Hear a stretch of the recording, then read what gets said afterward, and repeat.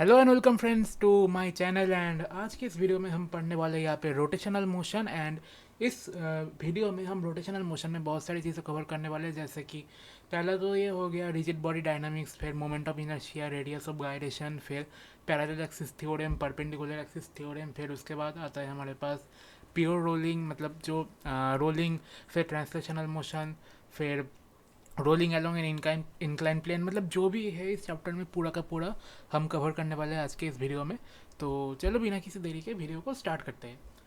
तो rotational motion में सबसे पहले जो हमारे पास पढ़ने के लिए आता है वो आता है हमारे पास rigid body dynamics. Rigid body तो पहले आप समझते हैं बेसिक लेवल से कि रिजिड बॉडी क्या होता है। Rigid body is defined as a system of particle in which distance between each pair of particles remains constant with respect to time. That means the shape and size do not change during the motion. मतलब अगर कोई भी particle अगर motion में हो और उसका shape change नहीं हो रहा है तो वो है एक रिजिड पार्टिकल। रिजिड मतलब आपको समझ आ रहा होगा कि रिजिड मतलब क्या, एक सॉलिड पार्टिकल है। जैसे कि ये पेन हो गया, फिर ये माइक हो गया, जो भी हो। तो जैसे फैन हो गया, पेन हो गया, टेबल स्टोन, सो ऑन, मतलब जिसका शेप चेंज नहीं होता वही रिजिड है। तो ये तो बहुत आसान सी चीज़ है। सो इसके बाद क्या है हमारे पास, इसके बाद चलो हम बढ़ते हैं यहाँ पे कि type of rigid body motion. Rigid body motion में कितने टाइप हमें दिखने के लिए मिलता है।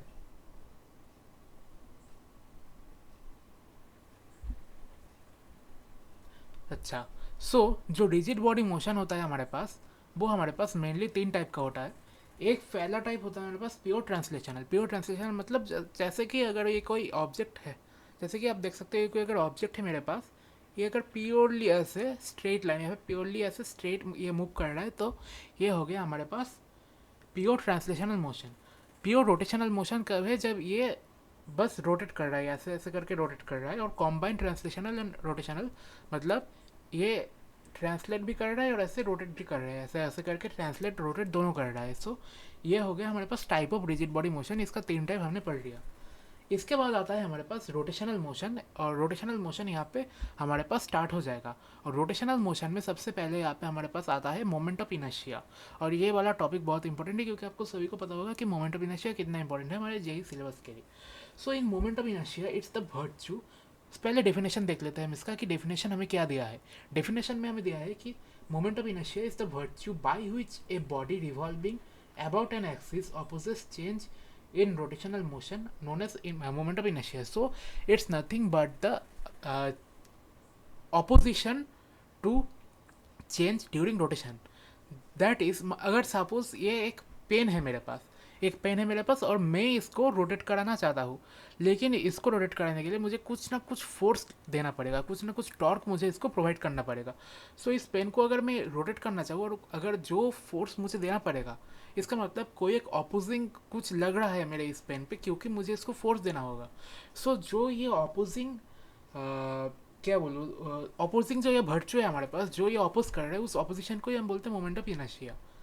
सो moment of inertia of a particle with respect to an axis of rotation is equal to the product of mass of the particle and square of distance from rotational axis. जो main formula यहाँ पे दिखता है हमारे पास moment of inertia का, ये होता है हमारे पास I is equal to M R square. I का मतलब यहाँ पे होता है हमारे पास मोमेंट ऑफ इनर्शिया, एम मतलब mass of the body, and R square is the distance. मान लो कि I is equal to M R square. Okay, moment of inertia of particle with respect to an axis of rotation. मतलब suppose ये एक pen है मेरे पास, इस pen को मैं रोटेट कर रहा हूँ, तो इसको अगर मैं ऐसे यहाँ पे पाइवोट कर दूँ और इसको मैं ऐसे रोटेट कराऊँ, ऐसे रोटेट कराऊँ, ये जो पॉइंट हुआ ये इसका एक पाइवोट पॉइंट हो गया और इसके थ्रू इसका जो एक्सिस ऑफ रोटेशन है ये गुजरेगा। इस पॉइंट को हम बोल सकते हैं कि ये एक पाइवोट पॉइंट है और इसके थ्रू जो एक्सिस गुजर रहा है, मतलब इसके थ्रू एक एक्सिस गुजरेगा। अगर एक्सिस ऐसा है तो ये ऑब्जेक्ट ऐसा रोटेट करेगा, और अगर एक्सिस ऐसा है तो ये ऑब्जेक्ट ऐसे ऐसे ऐसे करके रोटेट करेगा। इसको हम बोलते हैं यहाँ पे एक्सिस ऑफ रोटेशन। और इस जो यहाँ पे फॉर्मूला हुआ हमारे पास वो है वो फॉर्मूला हुआ हमारे पास I equal to M R square, where R is perpendicular distance from axis of rotation. ये आपको सभी को पता है कि आर यहाँ पे डिस्टेंस है, कहाँ से, परपेंडिकुलर एक्सिस ऑफ रोटेशन से। इसके बाद आता है हमारे पास moment of inertia of system of particle. तो ये तो हमने एक जनरल पार्टिकल के लिए देखा था कि एक पार्टिकल के लिए मोमेंट ऑफ इनर्शिया होता है कि I equal to M R square. अब हम देखेंगे कि कोई अगर सिस्टम ऑफ पार्टिकल्स है, मतलब एक मल्टी पार्टी सिस्टम अगर हमें गिवन है, तो इसमें जो मोमेंट ऑफ इनर्शिया आएगा वो कैसे आएगा। सो इसमें आप देखोगे अगर हमारे पास तीन मासेस है, तीन डिस्क्रीट मासेस, एक है m1, एक है m2, एक है m3, और बीच में इनका एक एक्सिस ऑफ रोटेशन है जहाँ से m1 का डिस्टेंस है r1, यहाँ पे m1 का डिस्टेंस है यहाँ पे r1, m2 का डिस्टेंस यहाँ पे r2, और m3 का डिस्टेंस हमारे पास यहाँ पे है r3। m3 का डिस्टेंस यहाँ पे r3 है हमारे पास। सो जो यहाँ पे टोटल, यहाँ पे हम अगर इस सिस्टम का मोमेंट ऑफ इनर्शिया लिखेंगे, सो इसका फॉर्मूला आएगा हमारे पास I is equal to m1 r1 square plus m2 r2 square plus m3 r3 square, और ऐसे करके जितने भी सारे पार्टिकल्स होगा ये बस समेशन के थ्रू ये ऐड होता जाएगा, जैसे कि m1 r1 square, m2 r2 square, m3 r3 square and plus plus plus plus so one, it will continue up to n number of particles. जितने भी पार्टिकल्स हैं हमारे पास वो कंटिन्यू होता जाएगा। इसके बाद एक जब कंटिन्यूअस मास के लिए हम डिस्क्राइब करते हैं मोमेंट ऑफ इनर्शिया को, कंटिन्यूअस बॉडी के लिए, इसका मतलब आप पहले देखो कि पहले हमने इसको डिस्क्रीट बॉडी के लिए आइडेंटिफाई किया था। जब कंटिन्यूअस बॉडी हमारे पास आएगा, अब आप देखो कि यहाँ पे हम कोई ऐसे डिस्टिंक्ट बॉडी को सेपरेट नहीं कर सकते, क्योंकि ये एक सपोज ये एक कोई पार्टिकल है, फिर ये एक पार्टिकल है, ये एक पार्टिकल है, फिर ये एक पार्टिकल है, और ऐसे ऐसे करके मतलब यहाँ पे बहुत सारे पार्टिकल्स होगा, इन्फाइनाइट नंबर ऑफ पार्टिकल्स होगा। और जब भी हम कोई ऐसे सिचुएशन हमें मिलता है जहाँ पे इन्फाइनाइट नंबर ऑफ पार्टिकल्स होता है, तो आपको पता है कि हम इसमें डायरेक्ट इंटीग्रेशन यूज़ करते हैं, क्योंकि पहले हमने क्या यूज़ किया था, समेशन। डिस्क्रीट बॉडी के लिए हमने यूज़ किया था समेशन, लेकिन समेशन अब तब यूज़ कर सकते हैं जबकि हमें कोई ऐसा जैसे कि अगर 1+2+3+4 ये होता है मेरे पास समेशन, लेकिन इंटीग्रेशन क्या होता है, इंटीग्रेशन होता है कि इनफाइनाइट सिमल स्मॉल स्टेप्स को भी हम को ऐड करना होगा, जैसे कि 1+1.00000000001 प्लस 1.000000011 प्लस 1.000 मतलब ऐसे करके ईच एंड एवरी पार्टिकल को हमें यहाँ पे लेना पड़ेगा। सो कंटिन्यूस सिस्टम के लिए जो मोमेंट ऑफ इनर्शिया का वैल्यू आता है, फॉर्मूला आता है, ये होता है हमारे पास I is equal to R square integral D M. I is equal to R square integral D M, और आर आपको पता है कि जो आप देखो कि आर ये एक्सिस है और ए इसका सेंटर ऑफ मास है। सो सेंटर ऑफ मास से जो एक्सिस ऑफ रोटेशन का डिस्टेंस है इसको हमने आर ले लिया। सो इज इक्वल टू पहले हमने पढ़ा था एम आर स्क्वायर। अब आप देखो कि इंटीग्रेशन में क्या होगा, इंटीग्रेशन में आप देखो कि आर जो ये डिस्टेंस है ये तो हमेशा कांस्टेंट रहेगा, आर ये डिस्टेंस कांस्टेंट है, लेकिन मास यहाँ पे हम अब मास क्या है यहाँ पे, ये जो मास है ये हम सेंटर ऑफ मास नहीं लेते, बल्कि मतलब इंटीग्रेशन का मतलब है हर एक छोटा छोटा जो इनफाइनाइट मासेस है इसमें वो सब कॉम्बाइन होगा। सो इसलिए इसमें इंटीग्रेशन लग जाएगा और आर स्क्वायर बाहर आ जाएगा। सो ये हो जाएगा R square integral D M is equal to moment of inertia of the system. So ये बन गया हमारे पास moment of inertia of the system. So इतने तक हमने ये पूरा का पूरा टॉपिक समझ लिया। इसके बाद हमें आना पड़ेगा यहाँ पे, ये हमने समझ लिया कि I is equal to integral D M R square rigid body के लिए होता है यहाँ पे इसके बाद आता है हमारे पास एक इम्पॉर्टेंट टॉपिक, ये है हमारे पास रेडियस ऑफ गायरेशन। सो आप देखो कि रेडियस ऑफ गायरेशन क्या है। आप देखो कि जब हमने मोमेंट ऑफ इनर्शिया को डिस्क्राइब किया था तो उसमें हमने क्या लिखा था कि moment of inertia I is equal to M R square for any general point system. लेकिन जो रेडियस ऑफ गायरेशन होता है वो होता है हमारे पास, अब देखो कि I is equal to M के स्क्वायर, इसको आई यहाँ पे होता है मोमेंट ऑफ इनर्शिया, एम यहाँ पे होता है मास, और के यहाँ पे होता है हमारे पास रेडियस ऑफ गायरेशन। मतलब किसी भी सिस्टम का पहले मोमेंट ऑफ इनर्शिया निकालो, फिर उसको इक्वल टू एम के स्क्वायर कर दो, के का जो वैल्यू आएगा ये हो जाएगा हमारे पास रेडियस ऑफ गायरेशन। इसका वैसे कोई यहाँ पे हमारे पास सिग्निफिकेंस है नहीं, लेकिन इसको समझना पड़ेगा क्योंकि ऐसे नॉर्मल क्वेश्चन आ सकता है जे में कि इस बॉडी का सपोज मोमेंट ऑफ इनर्शिया दिया है, इसका आप रेडियस ऑफ गायरेशन निकाल दो, उसको आप इसमें निकाल सकते हो। इसके बाद एक बहुत इंपॉर्टेंट चीज़ आता है हमारे पास, ये जो परपेंडिकुलर एक्सिस थ्योरम एंड ये जो पैरेलल एक्सिस थ्योरम है, ये one of the most important topics of this moment of inertia और one of the most important topics of rotational motion and one of the most important topics of mechanics है हमारे पास। क्योंकि इसको अगर आप समझ जाओगे तो रोटेशन का एक बहुत इंपॉर्टेंट कॉन्सेप्ट आपका क्लियर हो जाएगा। जैसे आप देखो कि perpendicular axis theorem, perpendicular axis theorem में हम क्या कहते हैं कि आप देखो यहाँ पे एक फिगर गिवन है हमारे पास, फिगर को हम जूम इन कर लेते हैं, जूम इन करके इसको समझते हैं कि एक्चुअली में क्या है। सो फिगर को जब हम यहाँ पे गौर से देखते हैं तो इसको गौर से देखने के लिए आप देखो कि यहाँ पे इसका है एक्स एक्सिस, इसको वाई एक्सिस बोला है। सो एक हमारे पास पहले हमने ले लिया वाई एक्सिस, वाई एक्सिस हमने पहले ले लिया, फिर वाई एक्सिस के बाद हम लेंगे यहाँ पे x axis, and x axis के बाद डायरेक्ट हम ले लेंगे जेड एक्सिस। तो एक सिस्टम, एक बॉडी है हमारे पास, इसमें हमने X Y Z axis define कर दिया। अब आप सोचो कि इसका अगर axis of rotation suppose Y axis पे हो, सपोज यहाँ पे इसका कोई एक्सिस ऑफ रोटेशन हो, ऐसे करके कोई एक्सिस ऑफ रोटेशन हो इसका वाई एक्सिस पे, और ये बॉडी वाई एक्सिस के अराउंड ऐसे करके घूम रहा है। सो अबाउट वाई एक्सिस इसका एक मोमेंट ऑफ इनर्शिया हमें मिल जाएगा। इसका मोमेंट ऑफ इनर्शिया अगर हमने निकाल लिया तो ये अबाउट वाई एक्सिस होगा। लेकिन आप एक चीज़ सोच के देखो कि अगर आपको यहाँ पे जेड एक्सिस या फिर एक्स एक्सिस के थ्रू इसका मोमेंट ऑफ इनर्शिया निकालना है तो आप क्या कर सकते हो, क्योंकि सपोज आपको about Y axis moment of inertia given है and about Z axis suppose moment of inertia given है, सो अबाउट एक्स एक्सिस भी आप मोमेंट ऑफ इनर्शिया इस फॉर्मूले से निकाल सकते हो। सो सपोज ये एक पेन है मेरे पास, पेन का ये हो गया हमारे पास Z axis according to the given image, ये जेड एक्सिस हो गया हमारे पास, एंड ये हो गया हमारे पास वाई एक्सिस, एंड ये हो गया हमारे पास एक्स एक्सिस। सो सपोज ये जेड एक्सिस के अराउंड ऐसे करके घूम रहा है और इसका जेड एक्सिस के अबाउट हमें मोमेंट ऑफ इनर्शिया का वैल्यू पता है। सो और अगर वाई एक्सिस या फिर एक्स एक्सिस का भी मोमेंट ऑफ इनर्शिया का वैल्यू हमें क्वेश्चन में दिया है या फिर हम निकाल सकते हैं, तो फिर जो थर्ड एक्सिस के अबाउट मोमेंट ऑफ इनर्शिया का वैल्यू है वो भी हम निकाल सकते हैं इस फॉर्मूले से। इसके बाद आता है हमारे पास पैरेलल एक्सिस थ्योरम, एंड ये भी बहुत इंपॉर्टेंट है क्योंकि मोमेंट ऑफ इनर्शिया का कोई भी अगर सवाल सॉल्व करना है तो पैरेलल एक्सिस थ्योरम और परपेंडिकुलर एक्सिस थ्योरम दोनों का जानना यहाँ पे हमारे पास आवश्यक है। क्योंकि पैरेलल एक्सिस थ्योरम ये बेसिकली क्या है कि I is equal to I C M plus M D square, and I C M here is moment of inertia about centre of mass of the system. So एक system है यहाँ पे हमारे पास, एंड सिस्टम के through यहाँ पे आप देखो कि एक एक्सिस ऑफ यहाँ पे ये जो एक्सिस आपको दिख रहा है ये थ्रू सेंटर ऑफ मास है। मतलब पहले आप एक यहाँ पे सिस्टम लोगे, इसके सेंटर ऑफ मास के थ्रू आप एक एक्सिस को पास करा दोगे। सो ये हमने यहाँ पे एक सिस्टम ले लिया और सिस्टम में ये एक सेंटर ऑफ मास ले लिया, सेंटर ऑफ मास के थ्रू हमने एक एक्सिस को पास करा दिया। अब हम क्या करेंगे कि इसका एक्चुअली ये एक एक्सिस के अराउंड रोटेट करेगा और जिस एक्सिस के अराउंड ये रोटेट करेगा उस एक्सिस होगा इसका एक्सिस ऑफ रोटेशन। सो ये हो जाएगा हमारे पास एक्सिस ऑफ रोटेशन, एंड ये हो जाएगा हमारे पास axis through centre of mass, and इन दोनों का डिफरेंस मतलब डिस्टेंस हमने ले लिया कि डी होगा।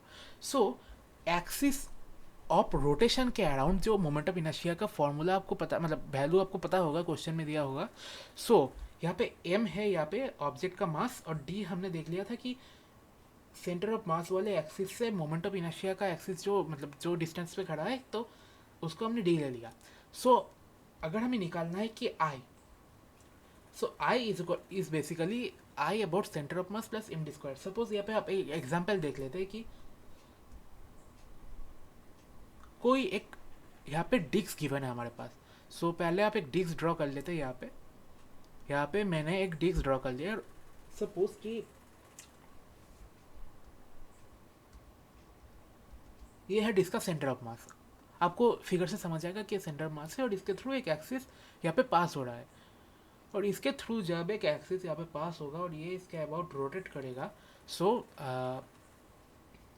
ये होगा हमारे पास आई सेंटर ऑफ मास। और डिस्क के लिए आई सेंटर ऑफ मास होता है हमारे पास M R square, and R यहाँ पे होता है हमारे पास ये रेडियस, आर यहाँ पे हमारे पास यहाँ पे रेडियस होता है। सो हमने यहाँ पे रेडियस देख लिया, और सपोज एक और एक्सिस यहाँ पे गिवन है जो कि सेंटर ऑफ मास से डी डिस्टेंस में यहाँ पे सिचुएटेड है, एंड सपोज हमें निकालना है कि ऑब्जेक्ट अगर इसके थ्रू ऐसे रोटेट करेगा सो इसका मोमेंट ऑफ इनर्शिया क्या होगा।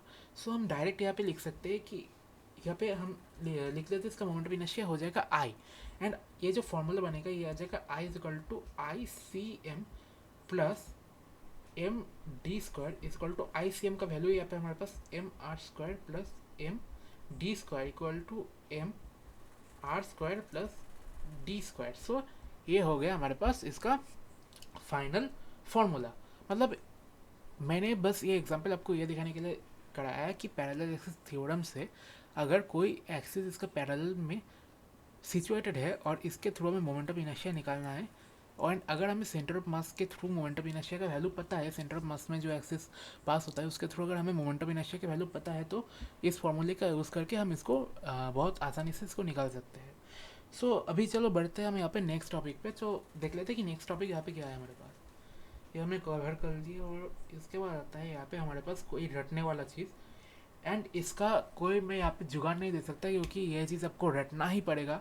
और ये चीज़ है यहाँ पे moment of inertia of some regular body. Regular body मतलब जो हम ऐसे रेगुलर शेप्स देखते हैं, जैसे कि कोई रिंग हो गया, डिस्क हो गया। एनुलर डिस्क मतलब बस एक डिस्क में आप कोई छेद कर दो उसको हम बोलते हैं एनुलर डिस्क। मतलब कुछ भी हो गया ऐसे आप फिगर में देख सकते हो। ये पूरा टेबल आपको रटना होगा, पूरा टेबल आपको यहाँ पे याद रखना होगा।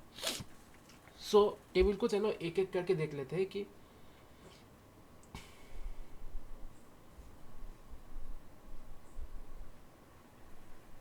सॉरी यहाँ पे मैंने एक गड़बड़ किया था छोटा सा, क्योंकि आप देखो कि यहाँ पे अबाउट सर्कुलर डिस्क यहाँ पे मोमेंट ऑफ इनर्शिया में गिवन है। अबाउट सर्कुलर डिस्क आप देखो कि मोमेंट ऑफ इनर्शिया जो इस टेबल में हमें गिवन है, टेबल आप देख सकते हो यहाँ पे स्क्रीन पे टेबल आ गया होगा। इसमें मोमेंट ऑफ इनर्शिया का वैल्यू दिया है हाफ एम आर स्क्वायर, मतलब 1/2 m r²। ये एक्चुअली 1/2 आएगा यहाँ पे, मैंने गलती से m r² लिख दिया। मैंने एक्चुअली इसको रिंग के लिए लिख दिया था। सो आप एक काम कर लो, इसको डिस्क नहीं इसको रिंग मान लो। यहाँ पे रिंग का m r² होता है और डिस्क का होता है m r²/2। ये आप याद रख लेना, क्योंकि इन दोनों में मुझे भी बहुत कन्फ्यूजन हो जाता है कि रिंग का m r² है और डिस्क का होता है यहाँ पे m r²/2। सो याद रख लेना। आप देख सकते हो स्क्रीन पे, या मैंने यहाँ पे दिखा दिया है स्क्रीन पे। सो ये अबाउट रिंग के लिए होगा, डिस्क के लिए नहीं होगा। Okay okay. सो चलो हम बढ़ते हैं यहाँ पे टेबल पे। टेबल देख लेते हैं यहाँ पे क्या है। टेबल में बस कुछ नहीं, मतलब टेबल में यहाँ पे मैं टाइम वेस्ट करना नहीं चाहता, क्योंकि टेबल मतलब ऐसा कुछ खास नहीं है। यहाँ पे आपको रटना ही होगा बस। मैं आप इसको एक ट्रिक बता सकता हूँ। मतलब ट्रिक क्या है, मतलब आप देखो कि moment of inertia of some regular bodies. Trick तो मैं इसको खैर नहीं बोल सकता, लेकिन ये देखो कि पहले हमें क्या गिवन है, पहले हमें गिवन है circular ring. So circular ring यहाँ पे क्या है, moment of inertia m r²। And ये through centre of mass about z axis ये गिवन है कि m r² है। और फिर ये क्या हो गया, इसका आप देखो कि परपेंडिकुलर एक्सिस थ्योरम हम यहाँ पे लगा सकते हैं। यहाँ पे आप देखो परपेंडिकुलर एक्सिस थ्योरम यहाँ पे लगा सकते हैं, क्योंकि ये एक्सिस पहले ऐसा था, फिर सेकेंड टाइम पे ये एक्सिस ऐसा बन गया, ये ऐसा बन गया। मतलब पहले ऐसा था, बाद में ऐसा बन गया। क्या हो गया है, परपेंडिकुलर। परपेंडिकुलर। सो परपेंडिकुलर के लिए हम यहाँ पे परपेंडिकुलर एक्सिस थ्योरम लगा सकते हैं, क्योंकि यहाँ पे आप देखो कि परपेंडिकुलर एक्सिस थ्योरम ने यहाँ पे हमने पढ़ा था पहले। स्क्रीन पे आप देख सकते हो यहाँ पे कि परपेंडिकुलर एक्सिस थ्योरम, इसमें हमने पढ़ा था कि I Z is equal to I X plus I Y. So जो moment of inertia about Z axis यहाँ पे गिवन है, so equal to I X plus I Y. Okay. So for ring के लिए आप देखो कि आई जेड का वैल्यू यहाँ पे आई जेड हमने देख लिया कि रिंग में आप जो एक्सिस पास हो रहा था वो m r², जिसके अबाउट इसका मोमेंट ऑफ इनर्शिया था, वो एक्सिस यहाँ पे z एक्सिस था। So m r² equal to I X plus R. अब यहाँ पे देखो कि जो रिंग है यहाँ पे हमारे पास एक सिमेट्री है।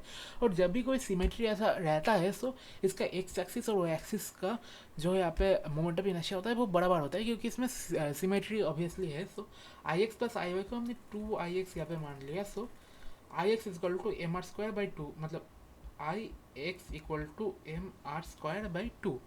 सो यहाँ पे आई एक्स का जो वैल्यू आ जाएगा वो m r²/2 आ जाएगा। And similarly I Y equal to I X हमने देख लिया था। सो आई वाई का वैल्यू भी यहाँ पे हमारे पास m r²/2 यहाँ पे आ जाएगा।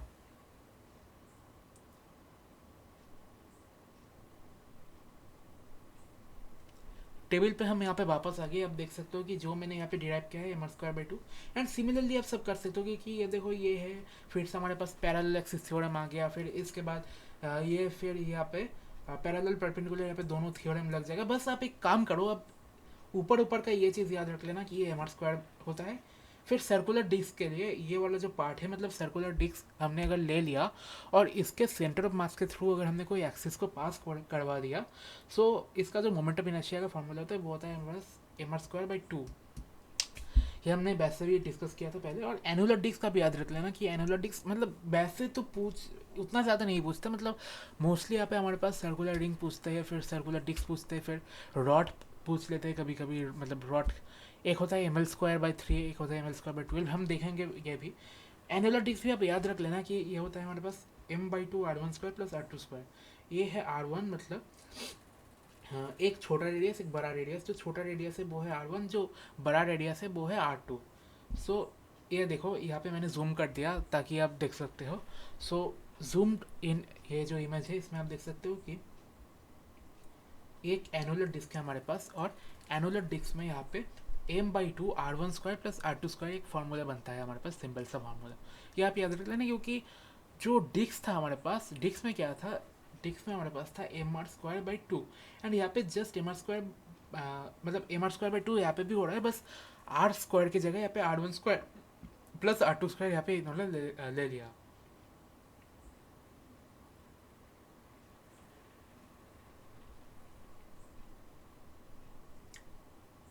अच्छा हाँ, इसके बाद एक आता है हमारे पास यहाँ पे, आप इमेज में देख सकते हो कि इमेज यहाँ पे आप देखो कि इमेज में ये जो रहता है ये है हमारे पास solid sphere, and solid sphere के नीचे ये है हमारे पास हॉलो स्फेयर, एंड उसके नीचे आता है हॉलो सिलेंडर। हालांकि हॉलो सिलेंडर उतना काम में नहीं आता, बस सॉलिड स्फेयर और हॉलो स्फेयर आप याद रख लेना।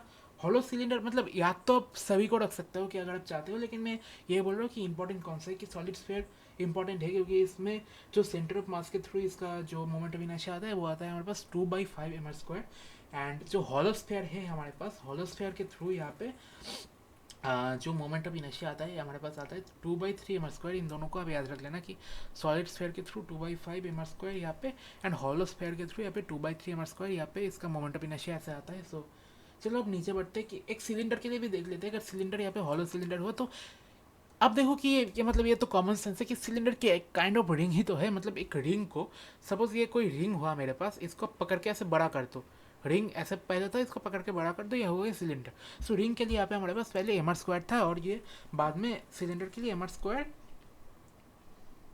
सेम ही रहेगा। एंड यहाँ पे अगर मतलब बीच में से ऐसे करके घुमा रहे हैं हम इसको, सो ये बन जाएगा हमारे पास mr²/2 प्लस ml²/12, क्योंकि रॉड के लिए भी ml²/12 होता है। अगर मतलब कोई रॉड को अगर हम ऐसे बीच से घुमा रहे हैं तो ये ml²/12 होता है।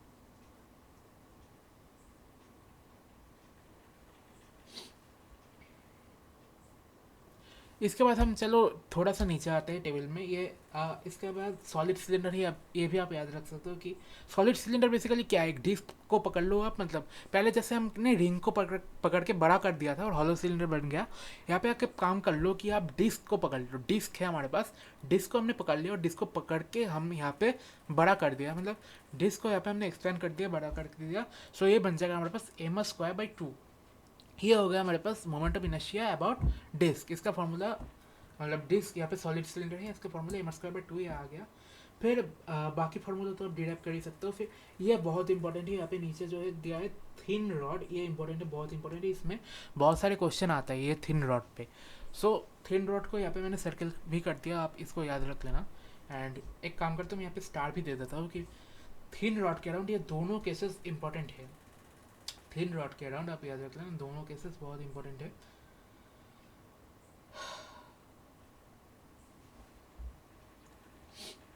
अच्छा, तो यहाँ पे क्या करना है कि थिन रॉड में जब बीच में से, जब सेंटर ऑफ मास के थ्रू यहाँ पे कोई एक्सिस पास हो रहा है, और उस एक्सिस पे अगर हमें मोमेंट ऑफ इनर्शिया का निकालना है, मतलब आप अगर इस पेन को थोड़ी देर के लिए एक रॉड मान लो और इसको अगर हम ऐसे इसको बीच में पकड़ के ऐसे घुमा देंगे तो ये हो गया हमारे पास इसका मोमेंट ऑफ इनर्शिया।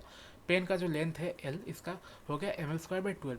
लेकिन अगर हम इसको ऐसे साइड से पकड़ेंगे, आप देख सकते हो कि एक सेकेंड, हाँ, इसको अगर हम ऐसे साइड से पकड़ ले, और साइड से पकड़ के अगर हम ऐसे घुमा रहे हैं साइड से पकड़ के, कैसे घुमा मैं इसको, अरे या साइड से अगर इसको पकड़ के हम इसको घुमा रहे हैं पेन को साइड से पकड़ के, तो इसका हो गया यहाँ पे ml²/3, ये एल है एक्चुअली, इसका हो गया हमारे पास ये ml²/3 मोमेंट ऑफ इनर्शिया का फॉर्मूला। इसके बाद ये भी आप याद रख सकते हो कि m² एक्चुअली रेक्टेंगुलर प्लेट, अच्छा हाँ, ये भी आप याद रख सकते हो कि अगर मतलब इस साइड से घुमा रहे हैं तो मतलब रेक्टेंगुलर आप याद रख सकते हो, इसमें कोई प्रॉब्लम नहीं है इससे। फिर जो क्यूब है या फिर क्यूब, हाँ, तो क्यूब में जो एक बीच में से जब पास होगा क्यूब में, अब देखो कि टेबल को मैंने नीचे कर दिया ताकि आप देख सकते हो, एक सेकेंड। आप देख सकते हो कि फिगर में एक क्यूब आप देख सकते हो कि पहले एकदम नीचे यहाँ पे। सो इसके लिए एक इसका लेंथ ए हमने मान लिया और ब्रेथ हमने मान लिया बी। हालांकि जो क्यूब होता है उसमें मतलब लेंथ ब्रेथ क्या ही होता है, क्यूब में तो सेम ही रहता है। So M A square plus B square by 12, मतलब आप क्यूबाइट मान लो कि क्यूबाइट के लिए ऐसा होगा कि M A square plus B square by 12, मतलब क्योंकि क्यूब के लिए तो मतलब सेम ही रहता है, क्योंकि क्यूब के लिए क्या होता है कि A equal to B, so ये हो जाएगा 2ma² by 12, so M A square by 6, and यहाँ पे आप देख सकते हो कि एम ए स्क्वायर बाई 6 है यहाँ पे ऑलरेडी। सो क्यूब के थ्रू जो सेंटर ऑफ मास के थ्रू जो मोमेंट ऑफ इनर्शिया है वो होता है हमारे पास यहाँ पे M A square by 6, and यहाँ पे एक हमने अगर क्यूबर्ट ले लिया, सो क्यूबर्ट के लिए होता है M A square plus B square by 12।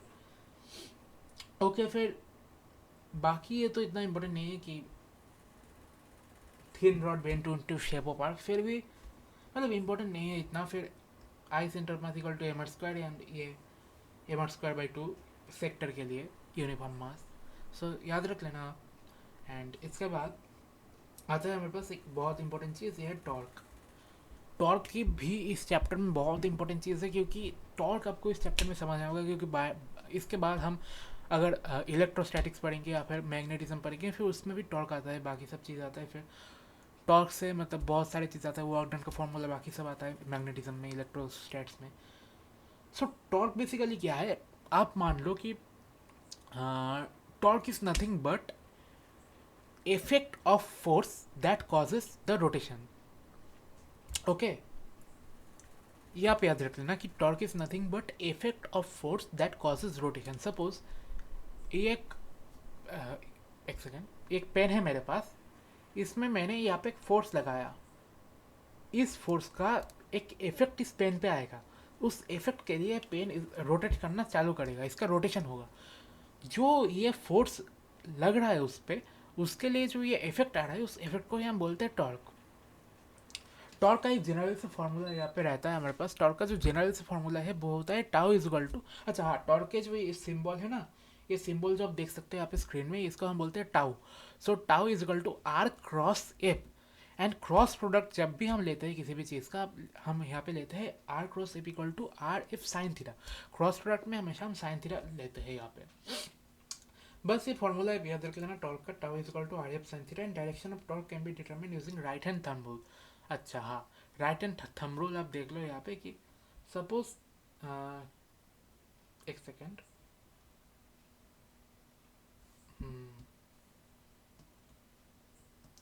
एक रॉड के लिए आप देख लो कि राइट हैंड थंब रूल कैसे लगाना है।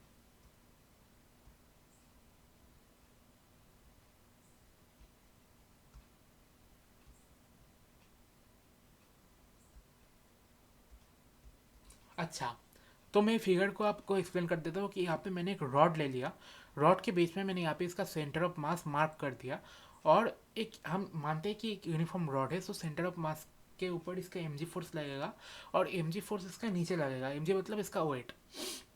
एंड इसको हमने जो हमने एक्स मार्क किया है, ये साइन होता है पाइवोट का, इसको हमने इस पॉइंट के ऊपर पाइवोट कर दिया, इसका मतलब इस पॉइंट के ऊपर हमने इसको फिक्स कर दिया ताकि मतलब ये रोटेट कर जाए। क्योंकि आप देखो कि अगर हम इसको फिक्स नहीं करते तो ये पेन ऐसा है, अगर मैं इसको ऐसे फिक्स करता हूँ तो ये ऐसे रोटेट हो जाएगा, है ना।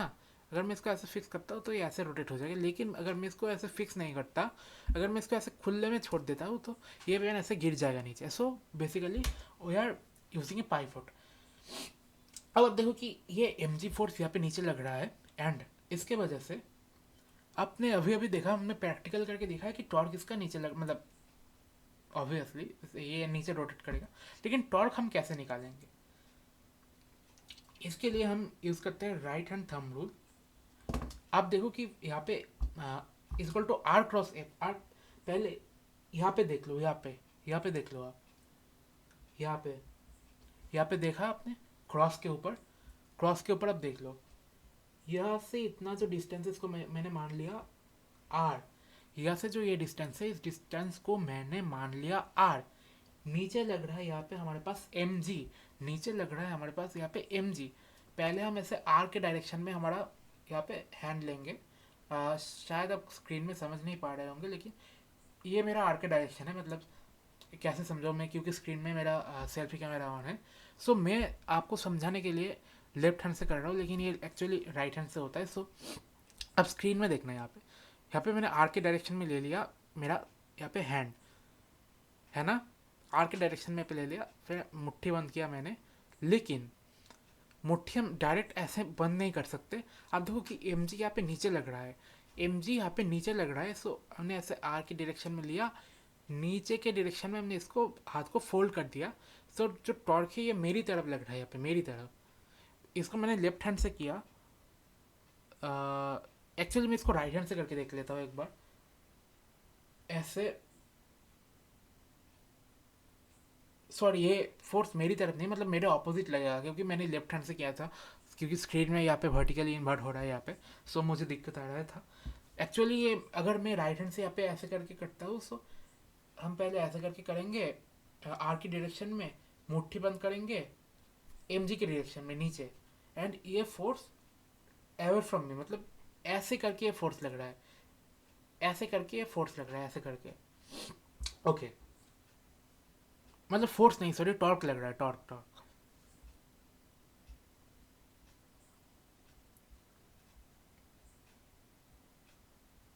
इसके बाद एक चीज़ आप देख सकते हो यहाँ पे कि रोटेशनल इक्विलिब्रियम, और ये एक इक्विलिब्रियम के पार्ट है, इसका नाम से समझ सकते हो कि फिजिक्स में इक्विलिब्रियम के अंदर ही आता है।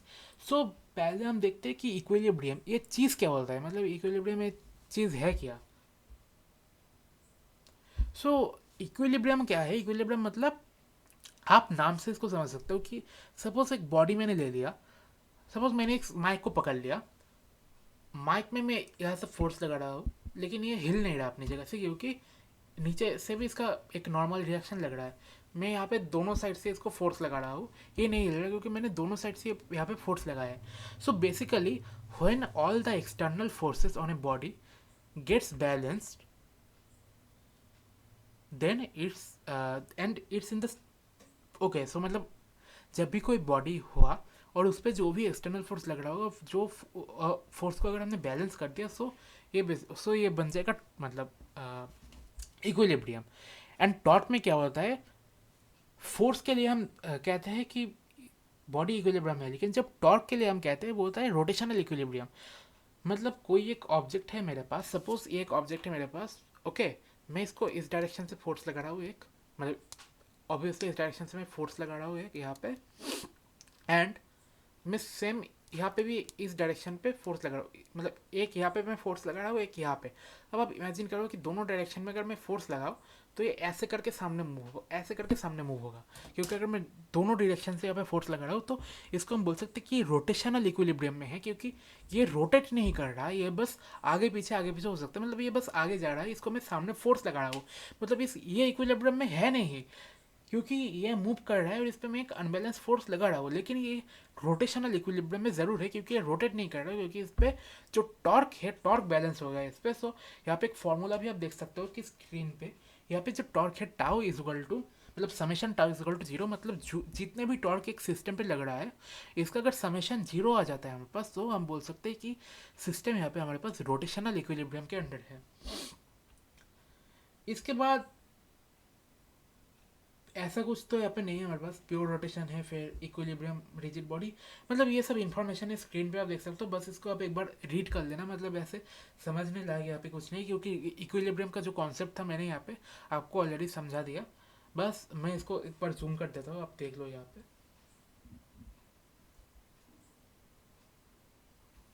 इसको मैंने यहाँ पे जूम कर दिया, आप यहाँ पे रीड कर सकते हो इसको। वैसे समझने के लिए यहाँ पे उतना कुछ नहीं है। इक्विलिब्रियम ऑफ रिजिड बॉडी मैंने बोल दिया, फिर यहाँ पे आता है हमारे पास रोटेशन अबाउट फिक्स्ड एक्सिस, ये भी मैंने बोल दिया।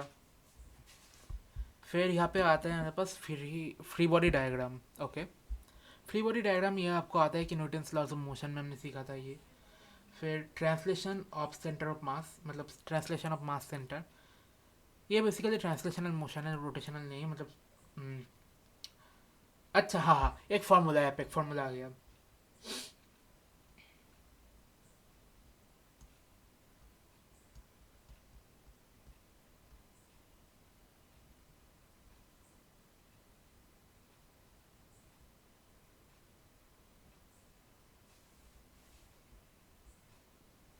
जो टॉर्क है, टॉर्क को हम लिख सकते हैं tau is equal to I alpha. Tau मतलब टॉर्क, आई मतलब मोमेंट ऑफ इनर्शिया, अल्फा मतलब एंगुलर एक्सेलरेशन। ये मैंने जूम कर दिया स्क्रीन, आप देख सकते हो यहाँ पे। Tau is equal to I alpha मतलब torque is equal to moment of inertia into angular acceleration. So इसमें वैसे समझने के लिए उतना कुछ नहीं, फिर एंगुलर मोमेंटम ये एक कॉन्सेप्ट आ गई। फॉर्मूला पे याद रखते ना, L is equal to, sorry,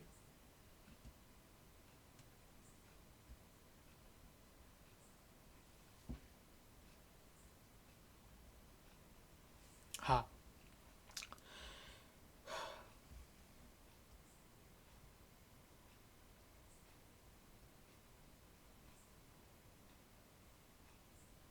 अच्छा हाँ, आप देख सकते हो कि मैंने यहाँ पे एक हाईलाइट कर दिया, मैंने बॉक्स बना दिया यहाँ पे। फॉर्मूला आपको ये याद रहना पड़ेगा क्योंकि एंगुलर मोमेंटम, इसको हम बाद में देखेंगे कंजर्वेशन ऑफ एंगुलर मोमेंटम के अंदर, और ये बहुत इंपॉर्टेंट चीज़ है। मतलब इस रोटेशन चैप्टर ही ऐसा है कि इसमें बहुत सारी इंपॉर्टेंट चीज़ है, जैसे कि एंगुलर मोमेंटम कंजर्वेशन हो गया, फिर टॉर्क हो गया, फिर यहाँ पे मोमेंट ऑफ इनर्शिया हो गया, रेडियस ऑफ गायरेशन खैर उतना काम नहीं आता, मतलब हाँ कुछ फार्मूले में आ जाते हैं, बाद में देखेंगे हम उसको। लेकिन जो एल यहाँ पे है एंगुलर मोमेंटम, ये होता है हमारे पास R cross P. R cross P मतलब यहाँ पे सब, पी मतलब यहाँ पे मोमेंटम होता है, मोमेंटम। मोमेंटम का फॉर्मूला आपको पता है कि M V mass into velocity, and cross R, यहाँ पे जो हम लिख रहे हैं ना कि आर क्रॉस पी मतलब आर क्रॉस एम भी, मतलब R M V sine theta, इसका मतलब M V into R sine theta. So जो एंगुलर मोमेंटम का फॉर्मूला आता है मेरे पास, ये आता है मेरे पास M V into R sine theta. अब आप एक चीज़ याद करो कि सेंटर ऑफ मास में हमने एक कॉन्सेप्ट पढ़ा था, कॉन्जर्वेशन ऑफ मोमेंटम। रोटेशन में हम पढ़ेंगे कॉन्जर्वेशन ऑफ एंगुलर मोमेंटम। नीचे आप डायरेक्शन में देख लो कि direction of angular momentum can be evaluated using right hand thumb rule, जैसे कि हमने पढ़ा था टॉर्क में, वैसे ही यहाँ पे राइट हैंड थंब रूल लगता है यहाँ पे। एल में, मतलब एल मतलब एंगुलर मोमेंटम में भी यहाँ पे अगर हमें डायरेक्शन निकालना है, सो इसमें फिर से राइट हैंड थंब रूल ही लगेगा।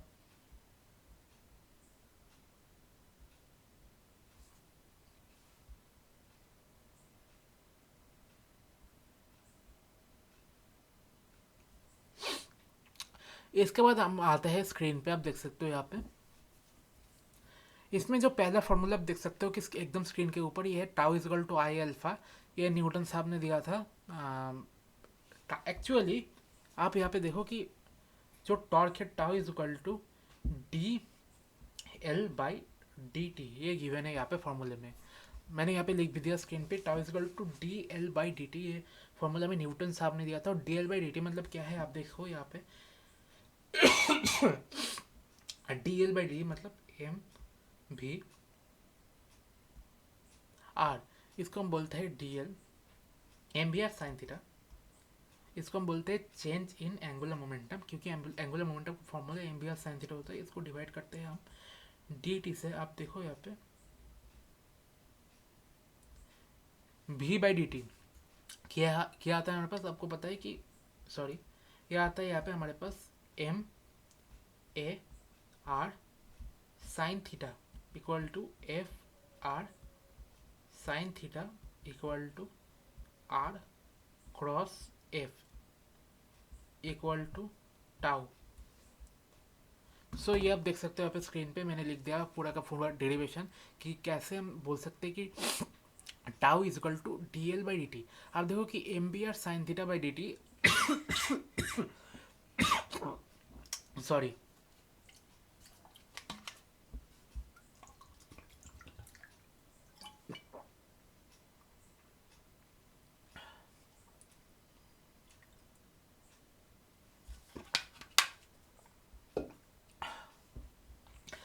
अच्छा तो फॉर्मूले में यहाँ पे आप देख सकते हो कि L is equal to M भी R sine theta. D L by D T is equal to M V R sine theta by D T, and V by D T अगर हम करते हैं तो ये आता है हमारे पास M A R sine theta, and M A को हम लिख सकते हैं फोर्स एम ए को, बिकॉज आपको पता है कि from second law of motion F is equal to M A, that is मतलब force is equal to rate of change of momentum. So direct इसको हम सेकेंड लॉ से भी बोल सकते हैं, न्यूटन के सेकेंड लॉ से। So M A R sine theta is equal to F R sine theta, and F R sine theta मतलब यहाँ पे आर क्रॉस एफ होता है हमारे पास, क्योंकि R cross F equal to R F sine theta. So and R F sine theta मतलब R cross F equal to torque. So torque is equal to D L by D T is equal to I alpha, and torque is equal to I alpha हमने पहले भी देखा था। And एक और चीज़ आप याद रखना है, यहाँ पे एक फॉर्मूला है कि L is equal to I into omega. I यहाँ पे होता है हमारे पास moment of inertia, and omega यहाँ पे होता है हमारे पास angular velocity. So L is equal to I omega formula मैंने लिख दिया एंड बता भी दिया। सो अच्छा हाँ, एक चीज़ आप याद रखना, जो मैं बोल रहा था कि कंजर्वेशन ऑफ एंगुलर मोमेंटम एक बहुत इंपॉर्टेंट टॉपिक है, क्योंकि ये बाद में भी काम में आता है और इसमें क्वेश्चन भी मतलब बहुत बार पूछे जाते हैं कि conservation of angular momentum actually में क्या है। कंजर्वेशन ऑफ एंगुलर मोमेंटम मतलब कोई सपोज एक सिस्टम है, उस सिस्टम पे आप मान लो कि टॉर्क जो है जीरो लग रहा है, मतलब कोई भी एक सिस्टम है उस पर टॉर्क जीरो लग रहा है, मतलब वो सिस्टम इक्विलिब्रियम में है, रोटेशनल इक्विलिब्रियम में। अगर कोई सिस्टम रोटेशनल इक्विलिब्रियम में है और उस पर टॉर्क जीरो लग रहा है, मतलब ऑब्वियसली अगर कोई टॉर्क जीरो लगेगा तो वो रोटेशनल इक्विलिब्रियम में ही होगा। So angular momentum will be always conserved, because आप देखो कि एंगुलर मोमेंटम इसको हमने क्या पढ़ा था, मतलब torque is equal to rate of change of angular momentum. So अगर टॉर्क यहाँ पे कांस्टेंट रहता है, इसका मतलब rate of change of angular momentum, मतलब टॉर्क यहाँ पे जीरो रहता है, इसका मतलब rate of change of angular momentum मतलब D L by D T ये भी जीरो रहता है। इसका मतलब डी एल जो कि है हमारे पास चेंज इन एंगुलर मोमेंटम, ये रहता है ज़ीरो। इसका मतलब चेंज इन एंगुलर मोमेंटम अगर जीरो हुआ, इसका मतलब एंगुलर मोमेंटम यहाँ पे हमारे पास कंजर्व रहता है। So L F is equal to L I, formula आप देख सकते हो स्क्रीन पे। इसका मतलब है कि final angular momentum is equal to initial angular momentum, और इसको हम ऐसे भी लिख सकते हैं कि L F is equal to L I और I one omega one equal to I two omega two, and I and omega nothing but moment of inertia and angular velocity.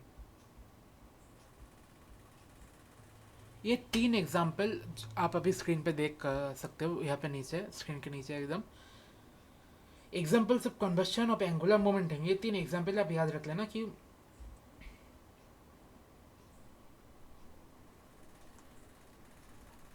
अगर आपने कभी आइस स्केटिंग किया हो, ice skating हाँ, अगर आपने कभी आइस स्केटिंग किया हो तो आपको एक चीज़ यहाँ पे पता होना चाहिए कि सपोज सपोज एक बंदा है, ये पेन नहीं, सपोज ये कोई बंदा है जो कि आइस स्केटिंग कर रहा है, ऐसे ऐसे करके लट्टू की तरह ये घूम रहा है, यहाँ पे ऐसे ऐसे करके घूम रहा है।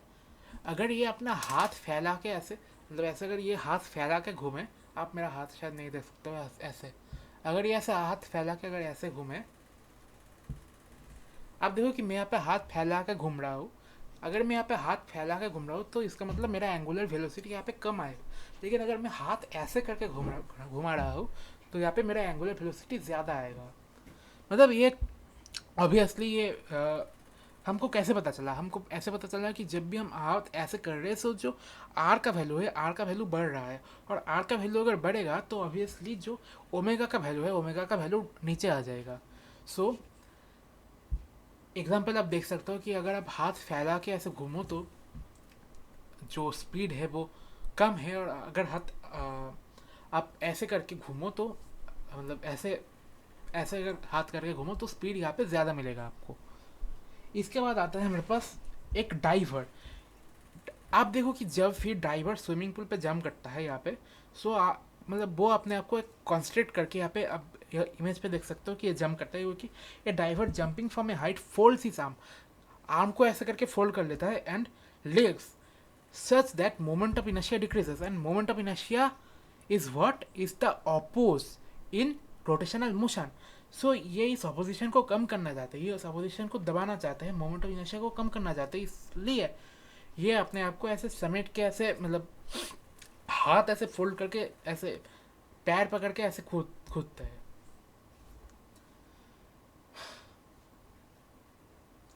फिर एक और केस आ गया कि सपोज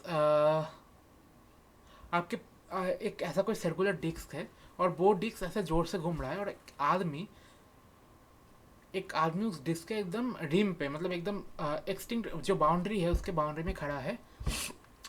सो यहाँ पे उसका जो स्पीड होगा वो कम होगा, लेकिन जब भी आदमी धीरे धीरे धीरे धीरे धीरे करके सेंटर की तरफ आएगा तो जो उसका स्पीड होगा, जो इस रोटेशन का स्पीड होगा, वो रोटेशन का स्पीड यहाँ पे बढ़ जाएगा।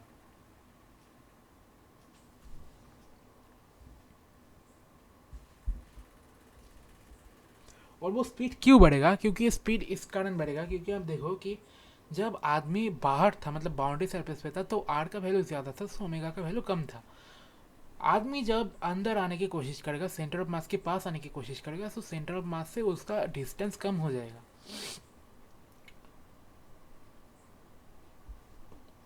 मैं आपको एक चीज़ दिखाता हूँ यहाँ पे कि L is equal to I omega. Okay,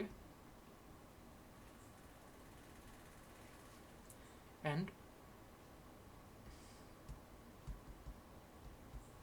omega is equal to L by I. अब ये जो आई, मतलब ये जो एल रहता है हमारे पास, सॉरी, अब शायद अभी देख सकते हो स्क्रीन पे, मैंने स्क्रीन को थोड़ा नीचे, मतलब स्क्रीन थोड़ा नीचे हो गया था मेरे बैकग्राउंड। अच्छा, अभी मैंने स्क्रीन को ऊपर कर दिया, आप देख सकते हो यहाँ पे कि ओमेगा इज इक्वल टू, कि L is equal to I omega, L is equal to I omega होता है हमारे पास। एंड यहाँ से हम लिख सकते हैं कि omega is equal to L by I. L यहाँ पे होता है हमारे पास angular momentum, and angular momentum यहाँ पे आप देखो कि टॉर्क, एक्सटर्नल कोई टॉर्क यहाँ पे नहीं लग रहा। सो इसमें जो एल हो जाएगा ये कंजर्व हो जाएगा, मतलब ये एल इजक्वल टू, आप मान लो कि change in L is zero, इसका मतलब omega is inversely proportional to moment of inertia. And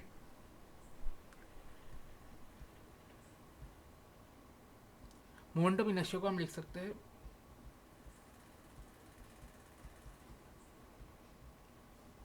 so indirectly आप यहाँ पे देख सकते हो कि जब जब यहाँ पे आर कम होगा ओमेगा का वैल्यू बढ़ेगा, जब जब यहाँ पे आर बढ़ेगा ओमेगा का वैल्यू यहाँ पे ऑटोमेटिकली कम हो जाएगा। और ये आप स्क्रीन पे देख सकते हो कि स्क्रीन पे मैंने सर्कल करके भी दिखाती है इसको, इस चीज़ को। इसके बाद हम देख लेते हैं कि रोटेशनल काइनेटिक एनर्जी ये क्या है। बस आप इसका फॉर्मूला याद रख लेना, ये कुछ भी नहीं है कि आप देखो कि जब ट्रांसलेशनल मोशन होता था पहले हमारे पास, ऐसा स्ट्रेट लाइन ऐसा करके मोशन होता था, सो उसमें काइनेटिक एनर्जी का फॉर्मूला लिखते थे कि sorry, kinetic energy is equal to half M V square. And इसमें बस एम की जगह हम यहाँ पे आई लिख लेंगे क्योंकि moment of inertia is kind of mass, मतलब काइंड ऑफ मास, मतलब यहाँ पे हम मोमेंट ऑफ इनर्शिया को एज ए मास ट्रीट कर सकते हैं, मतलब ऐसे एनालॉजी के लिए मैं बोल रहा हूँ। मतलब असली में ये मास नहीं है, लेकिन मैं ऐसे एनालॉजी के लिए बोल रहा हूँ कि kinetic energy is equal to, अच्छा हाँ, kinetic energy is equal to half I omega square, half I omega square is equal to L square by two I is equal to half L omega, या फिर L omega by two. ये मैंने यहाँ पे mark कर दिया, यहाँ पे बड़ा करके भी देख लो आप, ये जूम करके देख लो। ये kinetic energy is equal to half I omega square is equal to L square by two I is equal to half L omega. So ये भी बन गया यहाँ पे हमारे पास।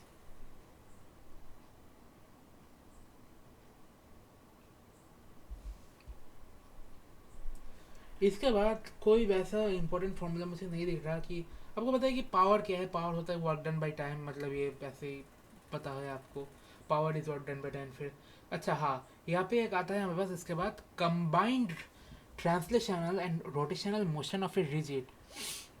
अच्छा, तो मैंने पहले बोला था कि ये है ट्रांसलेशनल मोशन, ये ट्रांसलेशनल, ये है रोटेशनल मोशन, ये वाला मोशन रोटेशनल, मतलब ये रोटेशनल है ये। एंड कंबाइंड ट्रांसलेशनल रोटेशनल ये कुछ ऐसा है कि आप देख सकते हो यहाँ पे, एक सेकेंड, मतलब सॉरी, ये है यहाँ पे combined translational and rotational motion. Suppose से कार यहाँ पे आगे बढ़ रहा है, सो उसका जो पहिया है वो ट्रांसलेट भी कर रहा है सामने, and rotate rotate rotate rotate भी कर रहा है। सो रोटेशनल और ट्रांसलेशनल को यहाँ पे कंबाइन कर दिया हमने। इसमें जो सबसे इम्पोर्टेंट बात है ये वाला डायग्राम है, प्योर रोलिंग वाला। प्योर रोलिंग वाला ये डायग्राम आपको याद रखना पड़ेगा, ये बहुत ज़्यादा इंपॉर्टेंट डायग्राम है, मतलब pure rolling topic important topic है। इससे क्वेश्चन आता है यहाँ पे जेई पे, जेई मेन से एडवांस में। सो आप देखो कि अगर कोई एक ऐसा डिस्क हमने ले लिया, सपोज ये कोई ऐसा डिस्क हमने यहाँ पे ले लिया, एंड डिस्क के जो टॉप यहाँ पे टॉप है इसका, आप देखो कि ये सेंटर ऑफ मास है यहाँ पे। पहले सेंटर ऑफ मास के लिए आप देख लो कि सेंटर ऑफ मास के लिए सामने एक वेलोसिटी लगेगा कि एक ट्रांसलेशनल, पहले हम ट्रांसलेशनल को देख लेते हैं। ट्रांसलेशनल क्या लगेगा, ये एक ट्रांसलेशनल है क्योंकि सामने जा रहा है, सो ट्रांसलेशनल। ट्रांसलेशनल क्योंकि सामने जा रहा है तो ट्रांसलेशनल। ट्रांसलेशनल सामने जा रहा है तो ट्रांसलेशनल, ये भी ट्रांसलेशनल। एंड यहाँ पे इस पॉइंट पे भी एक ट्रांसलेशनल लगेगा, यहाँ पे आप देख सकते हो कि इसमें जो बी हर एक पॉइंट पे ट्रांसलेशनल मोशन यहाँ पे एक्टिव होगा। यहाँ पे हर एक पॉइंट पे सामने की तरह यहाँ पे ट्रांसलेशनल मोशन यहाँ पे लगेगा। लेकिन लेकिन लेकिन ये कंबाइंड ट्रांसलेशनल विथ रोटेशनल है। ट्रांसलेशनल तो हर पॉइंट पे यहाँ पे सामने की तरफ लगेगा। आप स्क्रीन पे देख सकते हो कि स्क्रीन पे मैंने हर पॉइंट पे ट्रांसलेशनल सामने की तरफ लगा दी। अब लेकिन रोटेशन का किया, आपको रोटेशन के लिए एक सिंपल फॉर्मूला याद रहेगा कि v is equal to R omega. ये एक फार्मूला है, इस फार्मूले को आप याद रख लेना कि v is equal to R omega. इसमें आर ओमेगा आप देखो कि ऐसे रोटेट कर रहा है, ऐसे करके इसको आर ओमेगा लगेगा। ये ऐसे रोटेट कर रहा है, ऐसे करके इसको आर ओमेगा लगेगा।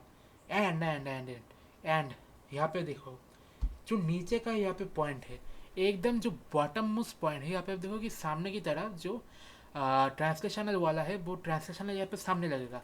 लेकिन जो रोटेशनल वेलोसिटी यहाँ पे है, रोटेशनल वेलोसिटी ये पीछे लगेगा। क्योंकि आप देखो कोई चीज़ अगर ऐसे घूम रहा है तो मतलब ये ऐसे ऐसे करके घूम रहा है, ऐसे ऐसे करके, ऐसे ऐसे करके, ऐसे करके ये घूम जाएगा पीछे।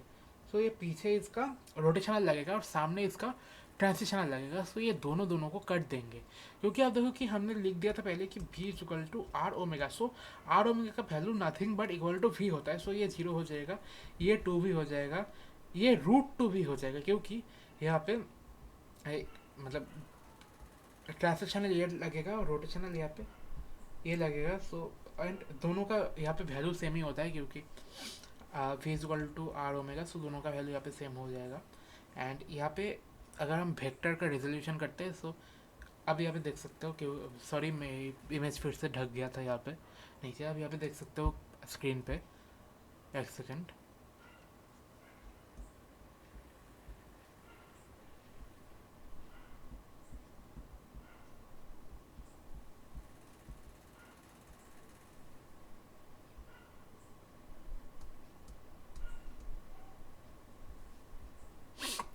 ओके, अब स्क्रीन पे आप देख सकते हो कि v² प्लस v² हम इसको लिख सकते हैं। इक्वल टू √2v² ये बन जाएगा। 2 को मतलब √2 को बाहर ले लेंगे और v को ऐसे ही रख लेंगे। √2v इसका फाइनल वैल्यू बन जाएगा यहाँ पे हमारे पास √2v। Okay, this is fine and everything is fine up to now. And ये भी √2 बन जाएगा बट ये ऐसे लगेगा ऊपर।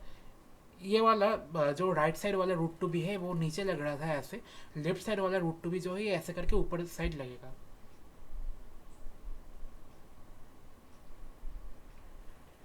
अच्छा हाँ, मतलब ये खास उतना ज़्यादा इम्पोर्टेंट फार्मूला तो है नहीं, लेकिन आप याद रख लेना क्योंकि मतलब कब क्वेश्चन आ जाए आपको पता नहीं है। कि बस मतलब इसमें क्या है, इसमें बस फार्मूला याद रखना है, आप रख लेना है, मतलब उतना हार्ड भी नहीं है formula. Velocity at a point on rim of sphere. आप देख सकते हो कि फिगर में एक स्फीयर गिवन है हमारे पास, स्फीयर गिवन है एंड स्फीयर पे एक पॉइंट हमने पकड़ लिया। उस पॉइंट का हॉरिजॉन्टल डायरेक्शन में यहाँ पे एक वेलोसिटी है v, हॉरिजॉन्टल डायरेक्शन में इसका वेलोसिटी v है एंड जो नीचे डायरेक्शन में इसका वेलोसिटी यहाँ पे r ओमेगा है।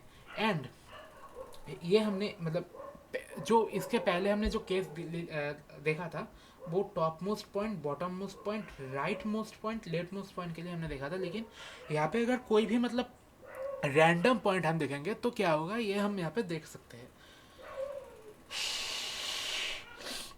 ओके, अगर रैंडम पॉइंट हमने ऐसा ले लिया इस एंगल को जो हॉरिजॉन्टल के साथ मतलब बना रहा है ये रिजल्टेंट वेक्टर, इसको हमने मान लिया थीटा।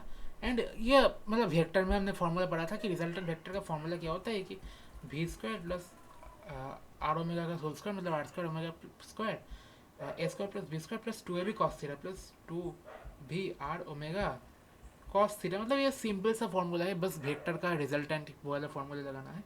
एक चीज़ आप याद रख लेना कि आपने, मतलब मैंने वैसे भी बोल दिया था, लेकिन याद रख लेना आप कि जब भी कोई प्योर रोलिंग होता है यहाँ पे हमारे पास, प्योर रोलिंग में जो वेलोसिटी का फॉर्मूला होता है वो होता है हमारे पास v equal to R omega. Pure rolling में हमेशा v equal to R omega ये फॉर्मूला हमारे पास अप्लाई होता है। इसके बाद आते हैं हमारे पास वी नेट, जो नेट वेलोसिटी है वो आता है हमारे पास यहाँ पे 2v cos theta by 2v cos theta by 2। ये फार्मूला याद रख लेना, क्या ही बोल सकते हो, मतलब ये बस फार्मूला है, ये चीज़ उतना आता भी नहीं, मतलब अगर आए तो मतलब ये बेसिक अगर आपको वेक्टर आता है तो उससे भी हो जाएगा ये चीज़। बस ये याद रख लेना कि वेक्टर से ये कैसे करना है याद रख लेना। और वी नेट जो नेट वेलोसिटी होगा वो 2v cos थीटा बाई 2 होगा, ये याद रख लेना। And rolling kinetic energy under pure rolling. Okay, ये एक चीज़ है, इस पे क्वेश्चन आता है जेई में, मतलब ठीक ठाक क्वेश्चन आता है इस टॉपिक से। काइनेटिक एनर्जी, आप एक चीज़ याद रखो कि जितने भी चैप्टर में आप एनर्जी रिलेटेड कुछ भी देखोगे एनर्जी कंजर्वेशन या फिर कोई कंजर्वेशन वगैरह, एनर्जी के बेस के ऊपर अगर कोई फॉर्मूला है कि पोटेंशियल एनर्जी क्या है, काइनेटिक एनर्जी क्या है, सो वो हमेशा टॉपिक इंपॉर्टेंट रहता है हमारे पास। जैसे कि रोलिंग काइनेटिक एनर्जी ये क्या है, ये है ट्रांसलेशनल प्लस रोटेशनल। मतलब जो आप देखो कि एक कॉन्सेप्ट है प्योर रोलिंग यहाँ पे।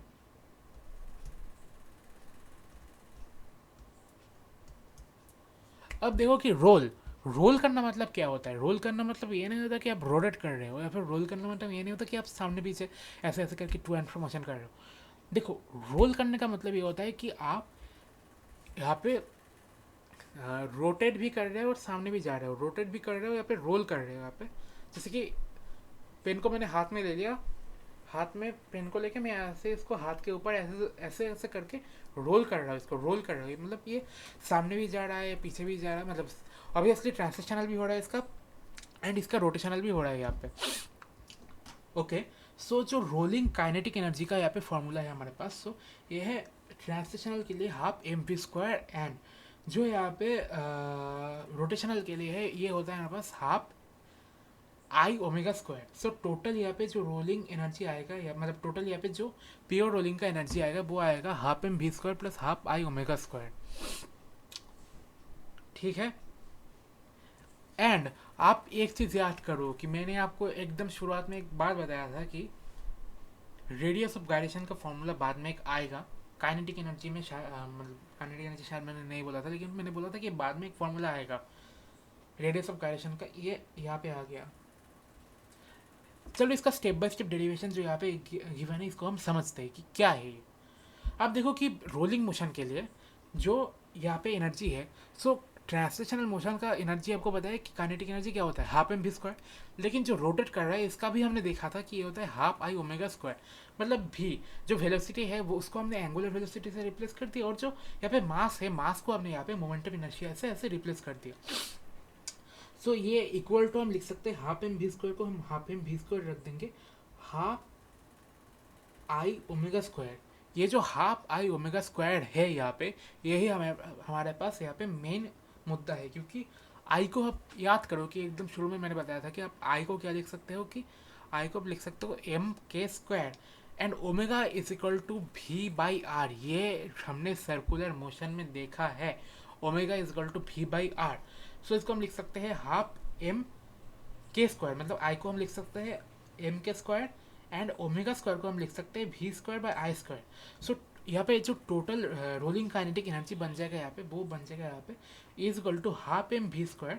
हाफ एम भी स्क्वायर को ऐसे हमने कमन ले लिया and 1 plus K square by R square, ये अंदर आ जाएगा, 1 plus K square by R square इसका अंदर आ जाएगा। सो यहाँ से आप एक चीज़ यहाँ पे नोटिस कर लो ये कि मतलब आप देखोगे एक चीज़ कि अगर आपको रेडियस ऑफ गायरेशन दिया है एंड रेडियस दिया है एंड आपको पूछा है कि एनर्जी निकालो इसका, अगर वेलोसिटी भी पता है मास भी पता है, सो अगर सबको पता है कि डायरेक्ट रेडिएशन मतलब फॉर्मूला में पुट करके आप निकाल सकते हो। लेकिन अगर आपको रेडियस ऑफ गायरेशन मतलब पता ही नहीं है, तो आप एक काम कर सकते हो कि I is equal to M के स्क्वायर, ये करके आप यहाँ पे रेडियस ऑफ गायरेशन का फॉर्मूला यहाँ पे इजीली निकाल सकते हो ऑब्वियसली। एंड ये चीज़ आप याद रख लेना, E translational is to E rotational is to E total. अच्छा, मतलब ये तो बहुत ही कॉमन सेंस का सवाल है, बहुत ही कॉमन सेंस का सवाल है यहाँ पे। ई ट्रांसलेशनल, ट्रांसलेशनल यहाँ पे हमने ई क्या देखा था? अच्छा, जो ट्रांसलेशनल यहाँ पे ई हमने क्या देखा था? ट्रांसलेशनल होता है half M V square. Rotational हमने क्या देखा था? रोटेशनल हमने यहाँ पे देखा था half M V square into के स्क्वायर बाई आर स्क्वायर। और जो टोटल प्योर रोलिंग में हमने देखा था वो देखा था हमने half M V square into 1 + k² by r²। So half M V square हमने सभी से कैंसिल कैंसिल कैंसिल कर दिया। सो ये बन जाएगा 1 = k² by r², 1 + k² by r²। ये फॉर्मूला यहाँ पे ऐसे हमारे पास बन गया। चलो नेक्स्ट यहाँ पे क्या है हमारे पास? अच्छा, ये मतलब ये टेबल देखो आप, मतलब समझ ही जाओगे आप इसको देख के वैसे भी।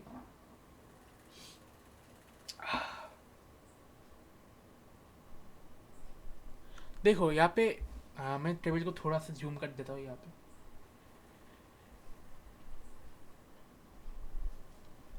अभी जूम हो जाएगा यहाँ पे स्क्रीन पे। अब हाँ देखो जूम हो रहा है यहाँ पे। अब देखो कि आपको दिख रहा होगा कि एक बॉडी है हमारे पास। बॉडी के अंदर हमने जो जनरल बॉडी हमने पढ़ा था बेसिक सा, जैसे कि रिंग हो गया, फिर डिस्क हो गया, सॉलिड स्फीयर हो गया, स्फेरिकल शेल हो गया, सॉलिड सिलेंडर हो गया, हॉलो सिलेंडर हो गया, उसका हमने क्या पढ़ा था पहले? मोमेंट ऑफ इनर्शिया पढ़ा था। मोमेंट ऑफ इनर्शिया आप इसको ऐसे लिख सकते हो कि I = m k²। सो पहले रिंग के लिए क्या हो जाएगा? I = m k²। And ring का मोमेंट ऑफ इनर्शिया हमने क्या देखा था? mr²। So k² = r², so k²/r²=1।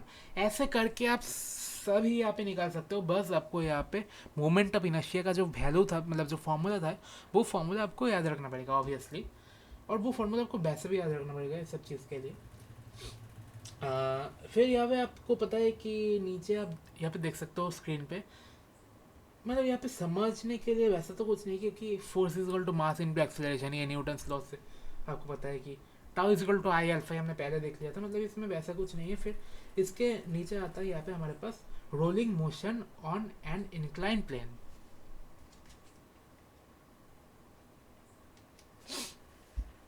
Okay, so rolling motion on an incline plane, ये एक इंपॉर्टेंट टॉपिक है ऑब्वियसली, जेई पर्पज से एक इंपॉर्टेंट टॉपिक है एंड काफ़ी इंपॉर्टेंट है। मतलब ये सब क्वेश्चन आया है पिछले ईयर्स में, इसमें क्वेश्चन आया है, लेकिन बहुत सिंपल है। सिंपल। आप एक चीज़ याद रखना कि most of the rolling cases में, या फिर मोस्ट ऑफ द, जैसे कि ये एक ओएच दिया है हमें, इंक्लाइन प्लेन दिया है, इंक्लाइन प्लेन के ऊपर से नीचे ऑब्जेक्ट आ रहा है, तो मोस्ट ऑफ द केसेस में यहाँ पे कंजर्वेशन ऑफ एनर्जी या फिर ऐसा कोई फार्मूला रहता है, मतलब कोई कंजर्वेशन वाला फार्मूला रहता है, आप अप्लाई कर सकते हो डायरेक्ट। सो यहाँ पे mgh potential energy equal to kinetic energy. Obviously potential energy equal to kinetic energy, क्योंकि कोई भी ऑब्जेक्ट जब एकदम टॉप पॉइंट पे स्टेडी स्टेट में होता है तो उसके पास बस काइनेटिक, मतलब बस पोटेंशियल एनर्जी होता है। और उसको जब हम रिलीज कर देते हैं तो एकदम ड्रॉप होने से पहले उसके पास जो एनर्जी बचता है बस काइनेटिक एनर्जी बचता है। और रोलिंग के केस में काइनेटिक एनर्जी इक्वल टू, मतलब mv², half M V square plus half I omega square, ये बनता है यहाँ पर हमारे पास। सो इसको हम लिख सकते हैं कि mgh equal to half M V square plus half I omega square equal to, और implies mgh equal to half M V square plus I को इन्होंने एम के स्क्वायर कर दिया और ओमेगा को इन्होंने भी बाई आर लिख दिया। So omega square equal to V square by R square. And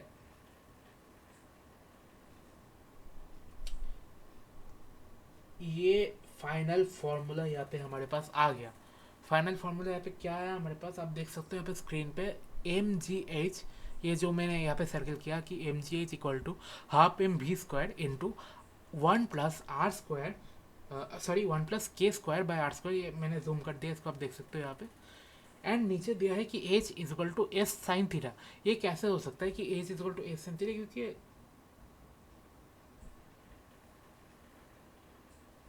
ये s दिया था हमें, ये h था, ये थीटा था। सो ये बन जाएगा एस कॉस थीटा, ये बन जाएगा S sine theta. So h is equal to S sine theta, ये आप याद रख लेना कि जो एस था ये था एस साइन थीटा। आप देख सकते हो आप स्क्रीन पे कि अगर ये एस हुआ तो ये एस कॉस थीटा हुआ, और जो एच हुआ ये एस साइन थीटा हुआ। एंड यहाँ पे बाद में H is equal to S sine theta, ये आप देख सकते हो स्क्रीन पे मैंने लिख दिया यहाँ पे। एंड इसके बाद क्या आएगा, चलो देख लेते हैं।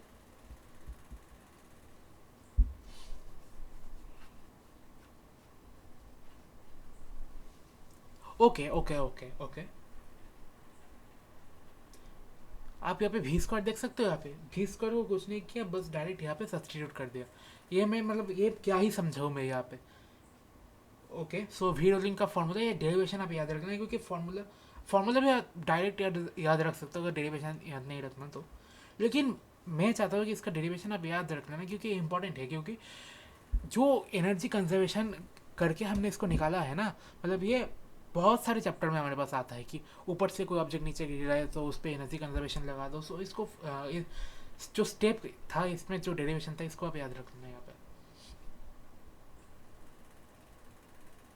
बाद में बस सेम चीज़ है, यहाँ पे कुछ नहीं है। यहाँ पे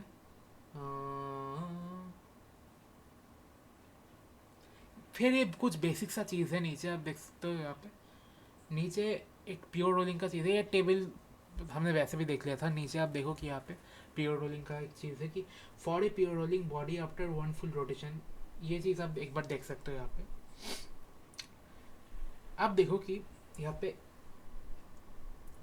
ये एक स्फेयर था, स्फेयर या फिर डिस्क कुछ भी मान लो आप।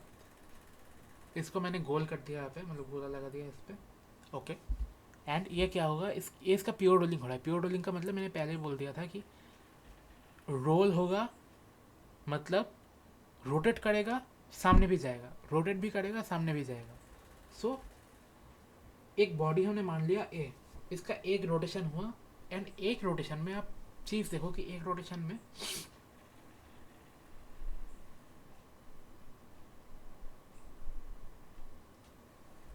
वन फुल रोटेशन, अब यहाँ पे भी देख सकते हो कि वन फुल रोटेशन की मैंने, आप एक चीज़ मतलब जनरल पॉइंट ऑफ व्यू से भी ये आप सोच सकते हो कि अगर कोई बॉडी है मेरे पास, उसका जो पेरीमीटर है वो है हमारे पास 2πr। एंड उसको अगर हम रोटेट कर दे तो जो उसका पेरीमीटर 2πr है, सो एक रोटेशन में वो कितना डिस्टेंस कवर करेगा। ऑब्वियसली 2πr, मतलब सपोज इसका सपोज ये कोई ऐसा ऐसा ऐसा कोई सर्कल है, इसका रेडियस एक आर है। सो इसको मैं अगर एक राउंड, मतलब इसको अगर मैं ऐसे एक राउंड रोटेट करवा दूँ तो ऐसे एक राउंड रोटेट होने में बस 2πr इसका डिस्टेंस कवर होता है।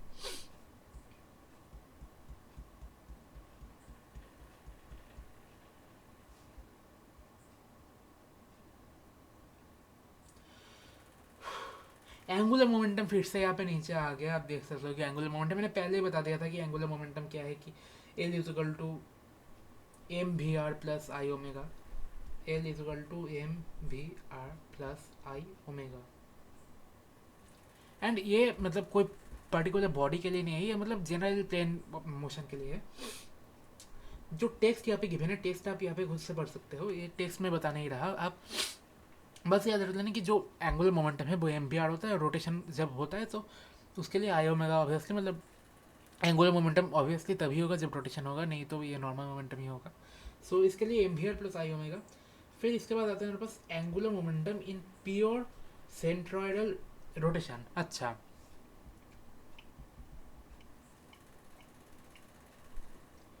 ये जो सेंटर ऑफ मास है ना, mass centre remains at rest.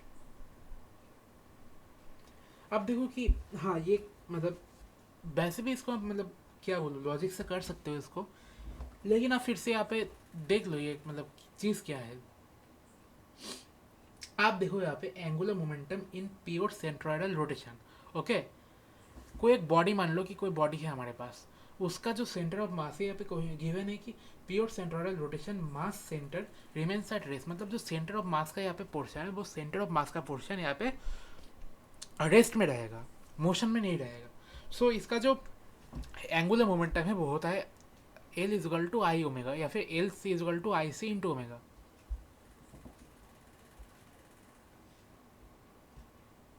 लेकिन यहाँ पे एम वी आर जो पहले हमने देखा था कि L is equal to M V R plus I omega, ये एम वी आर नहीं रहेगा, बस यहाँ पे आई ओमेगा रहेगा। ये सेंट्रोइडल रोटेशन के लिए यहाँ पे हमारे पास था। ओके, फिर से यहाँ पे एंगुलर मोमेंटम, मतलब कितने बड़ा एंगुलर मोमेंटम आएगा, लेकिन ये कोई फिक्स्ड एक्सिस के अराउंड है। सो अच्छा, हाँ हाँ हाँ, आप देखो कि पहले जब हमने कोई एंगुलर मोमेंटम देखा था, हमने वो सेंटर ऑफ मास के एक्सिस के अराउंड उसको देखा था। लेकिन ऐसा भी तो हो सकता है ना कि ऑब्जेक्ट सेंटर ऑफ मास के एक्सिस के अराउंड रोटेट नहीं कर रहा हो। सपोज ये मेरा कहा गया, ये मेरा सपोज एक पेन है। ओके, पेन का सेंटर ऑफ मास ये है, इसके अराउंड ये रोटेट करेगा। लेकिन सपोज ये इसके अराउंड रोटेट कर रहा है, सपोज इस पॉइंट के अराउंड ये रोटेट कर रहा है। सो ऐसा तो नहीं होगा ना कि आप मतलब आई सी इंटू ओमेगा लगा दो कि सेंटर ऑफ मास के अराउंड रोटेशन का मोमेंट ऑफ इनर्शिया आप लगा दो और उसको ओमेगा से मल्टीप्लाई कर दो। ऐसा तो नहीं होगा ना। जिस पॉइंट के थ्रू ये रोटेट करेगा, जो इसका पाइवट पॉइंट होगा, उस जिस पॉइंट के थ्रू इसका एक्सिस ऑफ रोटेशन पास होगा, उसका ही हमें यहाँ पे मोमेंट ऑफ इनर्शिया लेना होगा। And with this we have reached the end of our chapter. We have completed the complete rotational motion. बस यहाँ पे एक टॉपलिंग वाला पोर्शन बाकी है। मतलब टॉपलिंग वाला पोर्शन इस वीडियो में मैंने नहीं करा है, शायद मैं उसके लिए कोई सेपरेट वीडियो बाद में बना सकता हूँ। लेकिन जो बाकी सेंटर मतलब सॉरी जो बाकी रोटेशन है यहाँ पे, momentum inertia, radius of gyration, फिर जो भी energy conservation, conservation of angular momentum, फिर टॉर्क, फिर इक्विलिब्रियम, रोटेशन, जितना भी जो सारा कुछ चीज़ पॉसिबल था मैंने पूरा यहाँ पे कवर करा लिया। So thank you very much for watching the lecture. And मैंने बहुत मेहनत से इस लेक्चर को डिज़ाइन किया है। सो अगर आपको ये लेक्चर पसंद आए तो प्लीज़ लेक्चर को एक लाइक कर देना और चैनल को सब्सक्राइब करके बेल आइकन प्लीज़ दबा देना। सो चलो मिलते हैं यहाँ पे नेक्स्ट वीडियो में, तब तक के लिए बाय।